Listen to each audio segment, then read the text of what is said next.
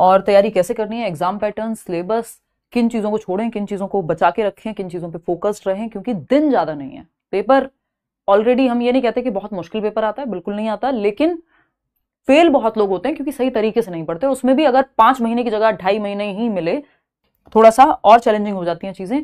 तो फटाफट से समझेंगे किन चीजों का ध्यान रखें। अगर आप बैच से तैयारी कर रहे हैं तो कैसे करेंगे, खुद से कर रहे हैं तो कैसे करेंगे, इन सब बातों पे बात करेंगे। अगले 70 दिन का क्या प्लान होना चाहिए, इस पे बात करेंगे। सिलेबस में कोई परिवर्तन नहीं है, ये एक बहुत अच्छी बात भी है क्योंकि कम समय है तो हम कवर कर सकते हैं चीजें। दूसरा, एग्जाम पैटर्न एकदम सेम है, पेपर ऑफलाइन है, तो ये तीनों ही चीजें बहुत पॉजिटिव हैं अगर मैं कहूं तो, है ना। सेम है, पेपर ऑफलाइन है, तो ऑफलाइन कंपैरेटिवली इजी लगता है ज्यादातर लोगों को, क्योंकि हमारी सबकी आदत है पेपर पेंसिल पे, पेपर दिखता है सामने और जब हम टेस्ट देते हैं तो हमारे लिए इजी लगती हैं चीजें। तो इन सब चीजों पे बात करेंगे। चलिए आते हैं एग्जाम पैटर्न को समझते हैं।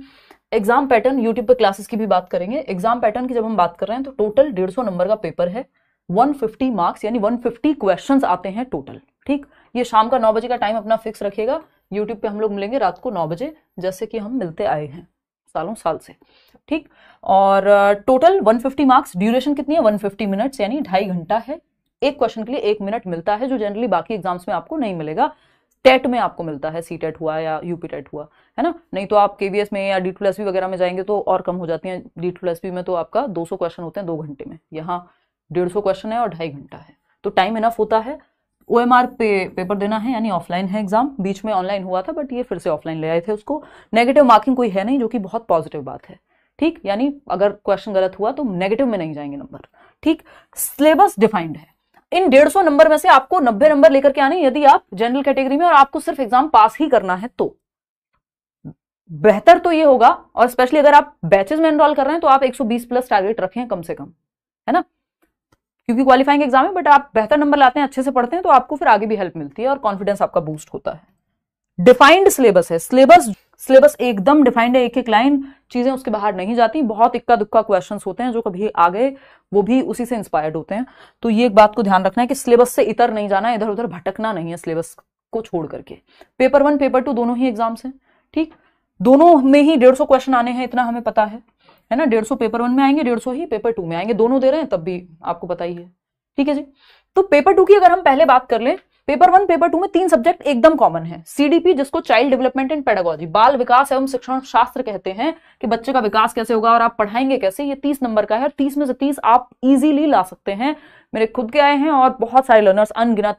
यहाँ पे लर्नर्स अगर आप देखेंगे, आपको शायद ही यूट्यूब पे कोई ये कहता हुआ मिले हमारे लर्नर्स 143, 141, 140, 139, इतने बड़े स्कोर्स सीटेट में आप लोग लेकर के आते हैं। और मेरा सौभाग्य है कि आप लोग जुड़ पाए, तो वो इंटरव्यूज भी आप देख सकते हैं। EVS 30 मार्क्स का। अगर मैं पेपर 2 की पहले बात करूं तो CDP और दोनों लैंग्वेजेस ये कॉमन रहती हैं, कोई सिलेबस में भी अंतर नहीं है, कोई खास डिफिकल्टी लेवल का भी अंतर है नहीं, बिल्कुल सिलेबस सेम है। तो ये 90 नंबर तो कॉमन ही है, दोनों ही पेपर में 90 नंबर कॉमन है। अगर आपने दोनों एग्जाम्स फिल किए हुए हैं तब सेम ही तैयारी है 3 सब्जेक्ट की। अब 60 नंबर का यहां पर SST या फिर मैथ्स एंड साइंस आएगा, डिपेंड करता है आपने SST लिया है या मैथ्स एंड साइंस लिया है। अगर आप खुद से तैयारी कर रहे हैं तो सिंपल, आपको 6th to 8th क्लास की NCERT पढ़ लेनी है, हिस्ट्री, ज्योग्राफी, पॉलिटी की। और अगर आप साइंस की कह रहे हैं तो साइंस की 6ठी से 8वीं तक की किताबें NCERT की। ठीक, वहां से पेपर एज इट इज उठ के आता है, प्लस प्रीवियस ईयर। इतना काम आप करेंगे। आप मैराथन्स भी देख सकते हैं, चैनल पे हैं। बैच में अगर आप एनरोल्ड हैं तो फिर तो कुछ और सोचना ही नहीं है। प्रॉपर नोट्स आपको SST के मिल जाएंगे, NCERT पे बेस्ड साइंस एंड मैथ्स के नोट्स मिल जाएंगे, मॉक टेस्ट मिल जाएंगे, प्रीवियस ईयर क्वेश्चंस मिल जाएंगे, आपको बुकलेट्स मिल जाएंगे, 70 चीजें हैं वहां। तो सारे जो सब्जेक्ट के टीचर्स हैं वो लाइव क्लासेस लेंगे। EVS की अगर हम बात कर रहे हैं पेपर 1 में, तो EVS की भी NCERT अगर आप पढ़ लेते हैं या फिर आप यूट्यूब पे वीडियोस देख लेते हैं, मैंने बनाई हुई है। 30 नंबर का मैथ्स, देखिए मैथ्स में पेडागोजी हर एक सब्जेक्ट में ऐसे ही है। EVS में भी 15 नंबर का EVS है जो कंटेंट है, 15 नंबर की आपकी पेडागोजी होती है।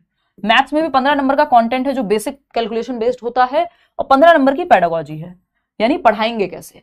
ठीक, SST में भी 40 नंबर की मान लीजिए SST है तो 20 नंबर का पेडागोजी है, कि क्योंकि आप टीचिंग एग्जाम दे रहे हैं, ये आप कोई जनरल कॉम्पिटिटिव एग्जाम नहीं दे रहे हैं। यहाँ पे हर एक सब्जेक्ट को पढ़ाना कैसे है उसके मेथड्स भी आपको पता होने चाहिए, जिसको हम पेडागोजी कहते हैं। ठीक, लैंग्वेज 1 लैंग्वेज 2 में भी ऐसा ही है। 15 नंबर में आपके 2 पैसेज आते हैं, यानी गद्यांश और पद्यांश, और 15 नंबर में आपका शिक्षण शास्त्र या पेडागोजी आती है। ठीक है बात, ये बात क्लियर है। और डेली पढ़िएगा जब तक पेपर है, ये मत सोचिएगा लास्ट के 10 दिन पढ़ेंगे, दिक्कत होती है। आजकल पेपर का लेवल पहले से थोड़ा सा उन्होंने बेहतर किया है, हालांकि सिलेबस सेम है, कई सालों से सिलेबस सेम है तब भी। दो चीजों का सिंपल ध्यान रखेंगे, एक तो सिलेबस से भटकना नहीं है, जो सिलेबस दिया हुआ है सिलेबस की, तो सिलेबस से नहीं भटकना। दूसरा प्रीवियस ईयर क्वेश्चंस। अब ये कहां से लेने हैं previous year questions? Mock test की तरफ बहुत ज्यादा ना भाग करके पहले प्रीवियस ईयर क्वेश्चंस करने हैं, जब टाइम बचे तब सोचेंगे। प्रीवियस ईयर क्वेश्चन कब से कब तक के?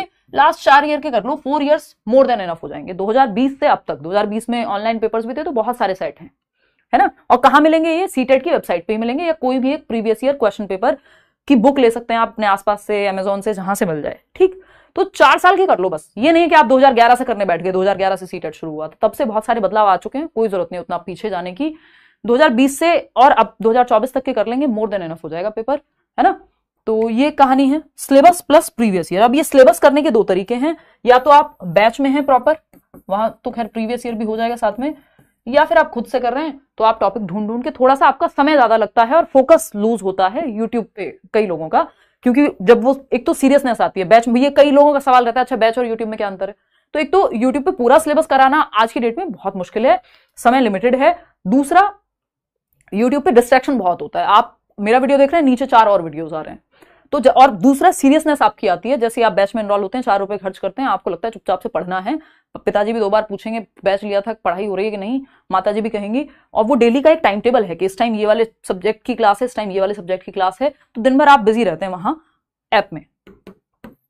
तो 2 तरीके हैं सिलेबस करने के, इस पर हम चर्चा कर चुके हैं। बाकी क्या गलतियां हैं जिनको अवॉइड करना है, तो बेसिक सी कुछ बातें हैं।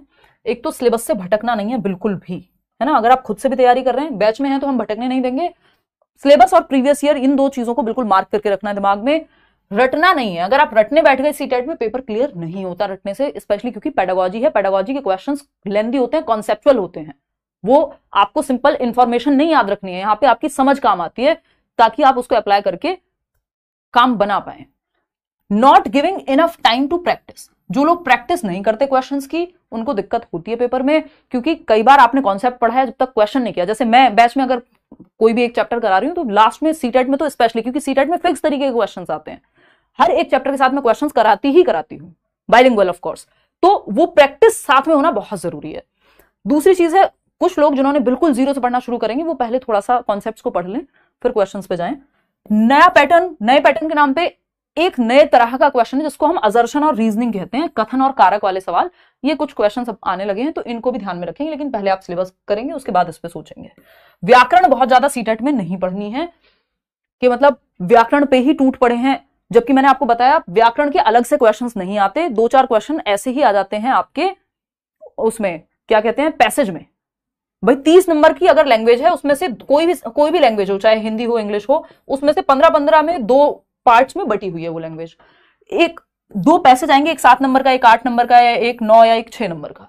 ये पैसेज में 2-3 क्वेश्चन आए तो आए ग्रामर के, जो आप अपने कॉमन सेंस से भी सॉल्व कर सकते हैं, इतनी व्याकरण आपने बचपन में पढ़ी होती है, तो अलग से ग्रामर के रट्टे नहीं लगाने हैं। 15 नंबर की पेडागोजी, हाँ, इस पे आपको फोकस करना चाहिए, चाहे आप मैराथन देखें, चाहे आप आपके बैचेस में एनरोल हो। तो इन बातों का ध्यान रखेंगे। बात कही थी कि बहुत संभावना है कि चेंज कर दें पैटर्न या सिलेबस में से कुछ, क्योंकि जमानों से सिलेबस नहीं बदला।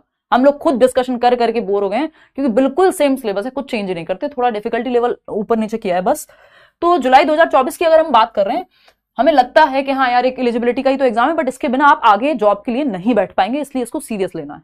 23 लाख प्लस लोगों ने फॉर्म भरा था, सॉरी एग्जाम दिया था, और 3 लाख प्लस लोग कुछ पास हुए हैं, ऐसा कुछ है। यानी 6,78,000 पेपर 1 देने गए, और पास कितने हुए? सिर्फ 1,27,000। सिर्फ पास की बात चल रही है यहाँ पे, अच्छे नंबर की तो बात ही नहीं है, 60% नंबर की बस। 14 लाख लोगों ने पेपर 2 दिया, और सिर्फ 2,39,000 लोग ही क्वालिफाई कर पाए। तो ऐसे नहीं सोचना है कि रट के काम चल जाएगा, है ना। सीरियसली पढ़ लेना है।